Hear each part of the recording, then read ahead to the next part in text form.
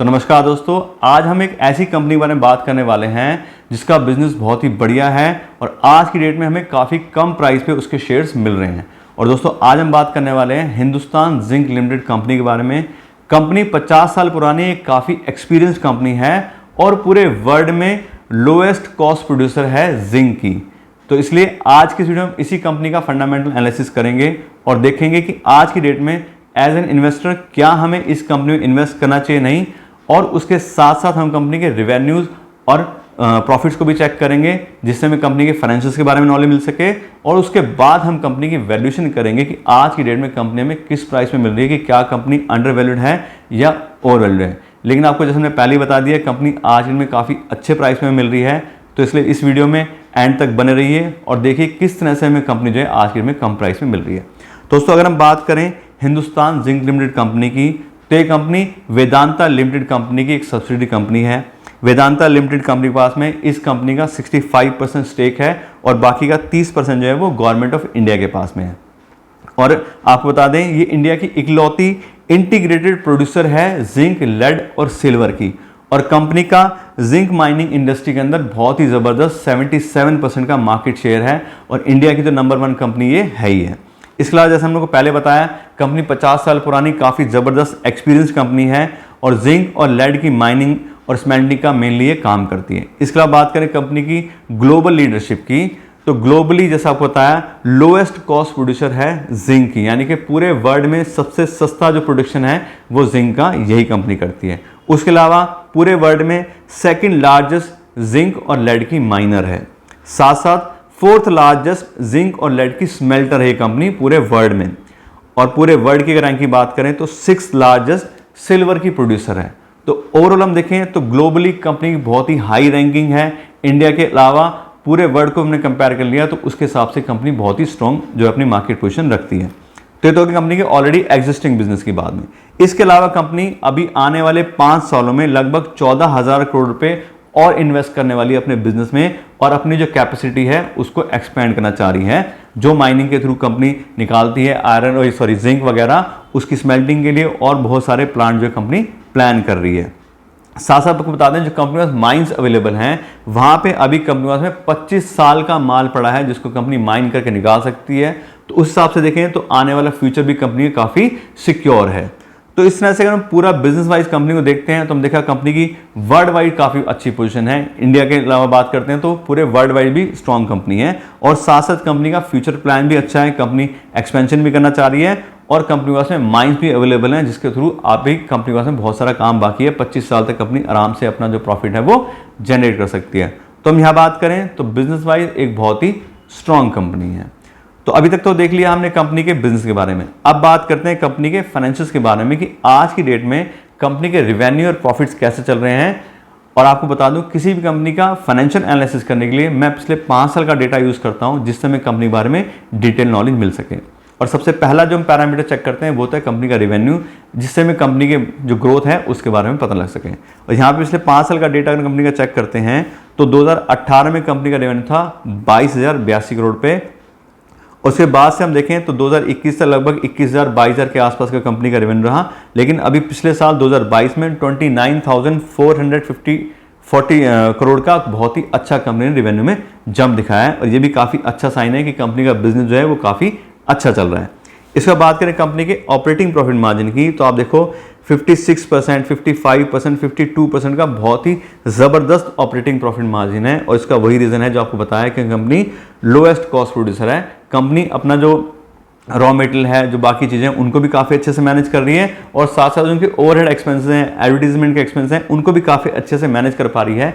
इसीलिए कंपनी को से इतना अच्छा ऑपरेटिंग प्रॉफिट मार्जिन आ रहा है। इसके अलावा बात करें कंपनी के नेट प्रॉफिट की, तो हर साल हम देखें पिछले 5 साल से तो कंपनी का 7,000-8,000 करोड़ के आसपास का एवरेज आ रहा है हमें नेट प्रॉफिट का। और ये बहुत ही अच्छा साइन है कि कंपनी काफ़ी अच्छा जो है नेट प्रॉफिट भी जनरेट कर पा रही है। इसके बाद करें कंपनी के डिविडेंड पे आउट परसेंट की, तो कंपनी काफ़ी हाई डिविडेंड पे करती है। पिछले 5 साल में आप देखें तो हर साल एक तो कंपनी ने डिविडेंड दिया ही है, लेकिन पिछले 5 साल में से 3 साल में कंपनी ने 106% का, 102%, फिर 113% 2021 में, और ये भी बहुत हाई डिविडेंड कंपनी यहाँ पे पे किया है। और ये भी काफ़ी अच्छा साइन है कि कंपनी अपना प्रॉफिट जनरेट भी करती है और साथ साथ उसको डिस्ट्रीब्यूट भी कर देती है अपने इन्वेस्टर के साथ में। उसके बाद बात करें अगले पैरामीटर की, तो अगला हमारा पैरामीटर है डेट बाय इक्विटी रेशो। और डेट बाय इक्विटी रेशो से हमें ये पता लगता है कि कंपनी जो अपना बिजनेस कर रही है उसमें खुद का कितना पैसा लगाया है और लोन लेके कितना पैसा इन्वेस्ट किया। अगर कोई भी कंपनी ज़्यादा लोन लेती है तो उतना ज़्यादा उसको इंटरेस्ट पेमेंट करना पड़ता है, और कभी कंपनी अगर इंटरेस्ट टाइम से पे नहीं कर पाती है तो डेट की वजह से बहुत ज़्यादा कंपनीज को प्रॉब्लम हो सकती है। तो हमें हाई डेट वाली कंपनी से बच के रहना चाहिए। लेकिन यहाँ बात करें इस कंपनी की, तो यहाँ पे कंपनी का डेट बाय इक्विटी रेशो आ रहा है 0.08, यानी कंपनी ने कोई खास डेट लिया ही नहीं हुआ है। 100% इक्विटी के अगेंस्ट सिर्फ 8% का डेट है, तो इसलिए कंपनी को कोई ज़्यादा जो इंटरेस्ट का बर्डन है वो अभी फिलहाल नहीं आने वाला है। इसके बात करें अगले पैरामीटर की, तो अगला हमारा पैरामीटर है रिटर्न ऑन इक्विटी। और रिटर्न ऑन इक्विटी से हमें ये पता लगता है कि जो इन्वेस्टर अपना पैसा कंपनी से इन्वेस्ट करते हैं, कंपनी उनके पैसे पे कितना इंटरेस्ट जनरेट कर पाती है, मतलब रिटर्न जनरेट कर पाती है या फिर प्रॉफिट जनरेट कर पाती है। और यहाँ पे देखें तो लास्ट ईयर कंपनी का रिटर्न ऑन इक्विटी आ रहा है 29%, और ये बहुत ही बढ़िया साइन है, क्योंकि 15% या उससे ज़्यादा अगर किसी भी कंपनी का रिटर्न ऑन इक्विटी हो तो काफ़ी अच्छा माना जाता है। और यहाँ पे देखें तो हमारे पैरामीटर से लगभग डबल के आसपास company return on equity provide कर रही है। और सिर्फ लास्ट ईयर की बात नहीं है, अगर पिछले 5 साल का भी हम कंपनी का एवरेज देखते हैं तो 5 साल का कंपनी का 23% का रिटर्न ऑन इक्विटी आ रहा है, और ये भी बहुत ही अच्छा नंबर है। तो इस तरह से अगर हम कंपनी के ओवरऑल फाइनेंशियल देखते हैं तो कंपनी के रेवेन्यूज भी अच्छे से इंक्रीज हो रहे हैं, कंपनी का ऑपरेटिंग प्रॉफिट तो बिल्कुल ज़बरदस्त हाई है, और साथ साथ कंपनी में कोई खास डेट है नहीं, तो इसलिए डेट की भी कोई प्रॉब्लम कंपनी में नहीं है। तो कुल मिला के हम बिल्कुल क्लियरली देख सकते हैं कंपनी में बहुत ही स्ट्रॉन्ग जो है फाइनेंशियल्स अवेलेबल हैं। दोस्तों अभी तक तो बात होगी हमारी कंपनी के बिजनेस मॉडल के बारे में और कंपनी के फाइनेंशियल्स के बारे में। अब हम बात करें कंपनी की वैल्यूएशन के बारे में कि आज की डेट में हमें जो कंपनी है वो किस प्राइस में मिल रही है, क्या कंपनी अंडर वैल्यूड है या ओवर वैल्यूड है। और मैं आपको बता दूं किसी भी कंपनी को वैल्यूएशन करने के लिए मैं यूज़ करता हूं डिस्काउंटेड कैश फ्लो एनालिसिस, और उसके अंदर हम कंपनी को फ्री कैश फ्लो पर वैल्यू करते हैं कि कंपनी कितना फ्री कैश फ्लो जनरेट कर पा रही है, उसके हिसाब से कितनी उसकी वैल्यू बनती है। और अगर आप भी खुद से सीखना चाहते हैं कि हम किसी कंपनी का किस तरह से खुद वैल्यूएशन कर सकते हैं, तो उसके लिए मैंने अपने चैनल पे ऑलरेडी एक वीडियो बनाई हुई है, उसका लिंक मैं डिस्क्रिप्शन दे दूंगा। आप उस वीडियो को देख के खुद भी सीख सकते हैं हम किस तरह से कंपनी का वैल्यूएशन कर सकते हैं। और मैं आपको बता दूं कि मैं कंपनी को फ्री कैश फ्लो वैल्यू करता हूं। तो फ्री कैश फ्लो का मतलब ये होता है कि वो कैश जो कंपनी के सारे खर्चे करने के बाद में जो अपने ऑपरेटिंग एक्सपेंस हैं वो भी, और साथ साथ जो कंपनी के कैपिटल एक्सपेंडिचर है, सारे खर्चे करने के बाद में जो पैसा बचता है उसको हम फ्री कैश फ्लो बोलते हैं। और यही कंपनी की असली कमाई होती है, क्योंकि अगर नेट प्रॉफिट पे करेंगे वैल्यू तो नेट प्रॉफिट में कई बार क्या होता है कि कंपनी को सारा प्रॉफिट वो मिल नहीं पाता, बैड डेट्स हो जाते हैं, या फिर पैसा अगर आ भी गया तो वापस से कंपनी को वो पैसा अपनी कंपनी में इन्वेस्ट करना पड़ता है, और उस पैसे को वो घर नहीं लेके जा सकते। तो फ्री कैश फ्लो का मतलब क्या है कि एज ए ओनर हम बात करें तो वो ओनर उस पैसे को घर ले जा सकता है, उस पैसे के बिजनेस को जरूरत नहीं है, इसलिए हम कंपनी को फ्री कैश फ्लो को वैल्यू करते हैं। और यहाँ पे देखें पिछले 3 साल का कंपनी का फ्री कैश फ्लो, तो 2020 में कंपनी का फ्री कैश फ्लो था 2,984 करोड़ पे, 2021 में था 8,086 करोड़, और 2022 में है 9,693 करोड़। अब इन तीनों साल का तो हम देखें तो वेरिएशन आ रहा है, तो इसका हम अगर एवरेज लेते हैं तो पिछले 3 साल की कंपनी का फ्री कैश फ्लो का एवरेज आता है 6,900 करोड़ रुपए, और इस फ्री कैश फ्लो के हिसाब से कंपनी की वैल्यू निकालते हैं तो आती है 3,46,000 करोड़ रुपए। यानी कि ऐसी कंपनी जो 6,900 करोड़ रुपए एवरेज हर साल फ्री कैश फ्लो जनरेट कर रही है, उस पूरी कंपनी की वैल्यू बन गई 3,46,000 करोड़ रुपए। अब वो बात है कि हमें पूरी कंपनी तो अभी नहीं खरीदनी है, हमें कुछ शेयर खरीदने हो सकते हैं, तो इसको अगर हम पर शेयर के हिसाब से निकालते हैं तो पर शेयर के हिसाब से कंपनी की वैल्यू निकल के आती है 820 रुपए पर शेयर। यानी कि अगर हम 820 रुपए पर शेयर के हिसाब से हिंदुस्तान जिंक लिमिटेड कंपनी में इन्वेस्ट करेंगे तो हम कंपनी को फेयर वैल्यू पे खरीदेंगे। ठीक है, कंपनी इतना कैश जनरेट करती है तो इतना इसका प्राइस बनता है। लेकिन जैसा हम हमेशा अपनी वीडियो में बात करते हैं, अगर किसी भी कंपनी को हम फेयर प्राइस पे या प्रीमियम पे खरीदेंगे तो हमारा रिस्क बहुत ज़्यादा इंक्रीज हो जाता है, क्योंकि जो भी हमने डेटा चेक किया है, जो भी हमने कंपनी का परफॉर्मेंस चेक किया, वो सब क्या है, वो पास रिकॉर्ड है। हो सकता है फ्यूचर में ऐसा कंपनी परफॉर्म ना कर पाए, कंपनी को कंपटीशन आ जाए, जो हमारे कंज्यूमर्स हैं उनकी प्रेफरेंस चेंज हो जाए, या कंपनी को इंटरनल प्रॉब्लम आ जाए, कुछ भी हो सकता है। तो अपने रिस्क को हमें पहले से मैनेज करके चलना है, और उसके लिए हम यूज़ करते हैं मार्जिन ऑफ सेफ्टी का कॉन्सेप्ट।